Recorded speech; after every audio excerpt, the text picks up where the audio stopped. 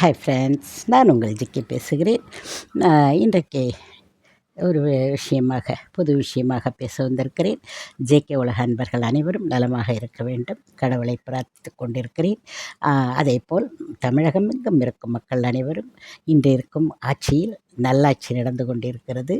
இது இப்படியே கண்டினியூ ஆக வேண்டும். அனைவரும் போகும் கடவுளை வேண்டுங்கள். நமக்காக ஒருவர் உழைக்கிறார் என்றால் அவருக்காக நாம் பிரார்த்தித்து கொள்ள வேண்டும். இதெல்லாம் பெரியவர்கள் சொல்மொழிகள் இதெல்லாம். ஆகையால் அதை கடைப்பிடித்து நீங்களும் நன்றாயிருந்து நாடும் நன்றாயிருக்க வேண்டும், நம் வீடும் நன்றாக இருக்க வேண்டும் என்பதை அடிப்படையாக வைத்துக்கொண்டு நீங்கள் வாழ வேண்டும் என்பது என்னுடைய அறிவுரை. ஏற்றுக்கொள்பவர்கள் ஏற்றுக்கொள்ளுங்கள், தேவையில்லாதவர்கள் அதை பற்றி சிந்திக்க வேண்டாம். மற்றபடி நான் பேச வந்தது ஜெயம் ரவி அவர்களை பற்றி தான் பேச வந்தேன்.